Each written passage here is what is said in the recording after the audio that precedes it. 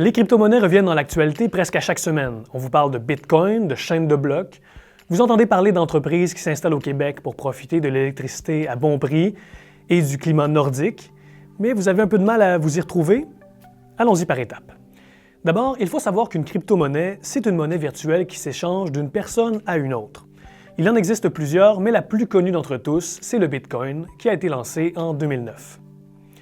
Souvent, on voit dans les médias un gros jeton avec un B dessus.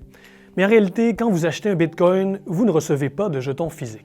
Si vous achetez un Bitcoin ou une autre crypto-monnaie, elle est stockée sur un portefeuille virtuel qui peut se trouver en ligne ou sur un support physique. Chaque portefeuille est identifié par ce qu'on appelle une clé publique, qui est un code composé de chiffres et de lettres. Et pour accéder au portefeuille, vous aurez besoin d'une clé privée, qui est en fait un mot de passe, lui aussi composé de chiffres et de lettres. Si vous perdez votre clé privée, vous n'avez plus accès à votre crypto-monnaie. La grande différence entre une crypto-monnaie et une monnaie traditionnelle, comme le dollar canadien, c'est le fait que la crypto-monnaie s'appuie sur un système décentralisé, qui permet de faire des transactions sans intermédiaire.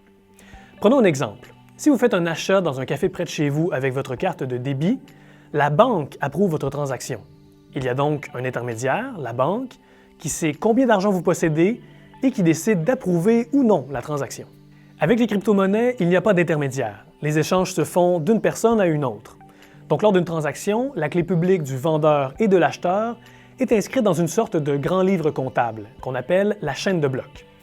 L'historique de toutes les transactions est encrypté dans ce grand livre comptable qui est diffusé publiquement sur des milliers d'ordinateurs à travers le monde. C'est donc de là que vient l'expression « crypto-monnaie ». Pour éviter la fraude, toutes les transactions sont approuvées par ce qu'on appelle des mineurs. Les crypto-monnaies ne sont généralement pas encadrées par les autorités réglementaires, comme peut l'être le dollar canadien par exemple. Ça veut dire qu'une personne qui utilise des crypto-monnaies doit le faire à ses risques. Il faut aussi savoir que l'échange de crypto-monnaies, ce n'est qu'une des utilités possibles de la chaîne de blocs.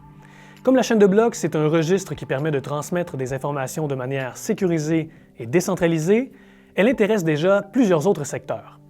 On pourrait par exemple l'utiliser pour lutter contre la contrefaçon, dans le commerce de détail en regardant la chaîne d'approvisionnement, ou encore pour stocker le dossier médical de patients. Il y a un enjeu d'actualité qui vous échappe et vous aimeriez mieux le comprendre? Écrivez-nous, on va essayer de vous éclairer.